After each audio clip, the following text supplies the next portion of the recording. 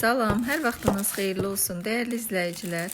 Bu günləri çox faydalı balqabaqdan 2 çeşid şirniyyat hazırlayıram və onu sizinlə paylaşmaq istəyirəm.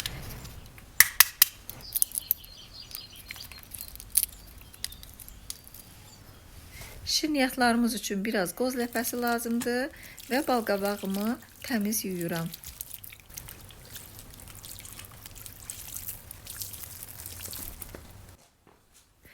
Dəyərli izləyicilər, siz uzunsov balqabaqlardan da istifadə edə bilərsiniz, fərqi yoxdur. Mənim evimdə bu ölçüdə balqabağım var idi, bir ədəd. Balqabağı 2 hissəyə böldüm. Kəsəndə biraz ehtiyatlı olun, əliniz zədələnməsin və içini taxta qaşıqla təmizləyirəm. Bunun dənələrini də atmayın. Bilirsiniz ki, çox faydalıdır və yuyub blenderdan keçirdəndən sonra yeməklərinizdə də istifadə edə bilərsiniz. Bu cürə qabıqlarını soyuram. Təmizləyib bir dəfədə qabıqlarını soyandan sonra təmiz suyun altında yudum. İndi isə istədiyiniz ölçüdə doğraya bilərsiniz. Sadəcə çox xırda doğramayın ki, bişəndə əzilməsin.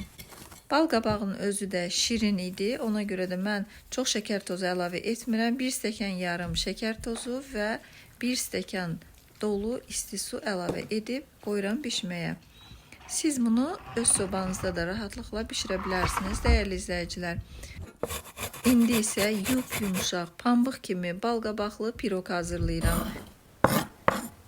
Piroqumuz üçün bir dilim balqabağı tyorkanın xırda gözündən keçirdim və yarım stəkan qədər qozu xırdalayıram.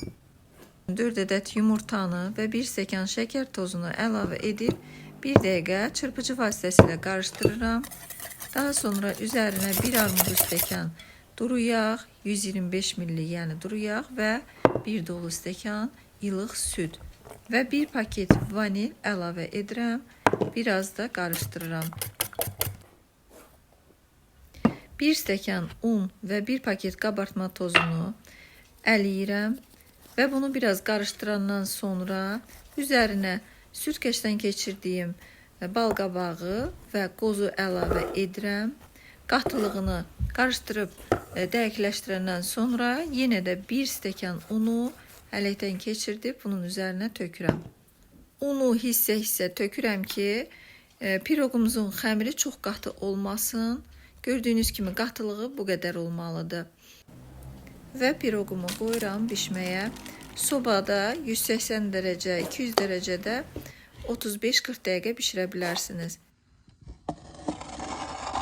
Dəyərli izləyicilər, bura qədər bizi izləyib videomuzda bizimlə davam edirsinizsə, kanalımıza abunə olub, yorum yazmağı və bizə dəstək olmağı unutmayın. Bizim üçün sizin yorumlarınız çox dəyərlidir.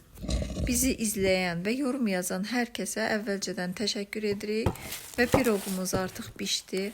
İsti-isti mən bunu sizə göstərmək istəyirəm, necə bişib və necə də yumuşaqdır. İstəyə görə üzərinə biraz da şəkər pudrası əlavə edirəm. İstikən kəsdiyimizə görə piroqumuz çox yumuşaqdır. Biraz da ehtiyatla kəsirəm ki, qırılıb tökülməsin. Çox gözəl bişib içi, heç də xəmirləşməyib. Bugünə qədər balqabaqlı piroq əgər hazırlamamışsınızsa, mütləq hazırlamağınızı məsləhət görürəm.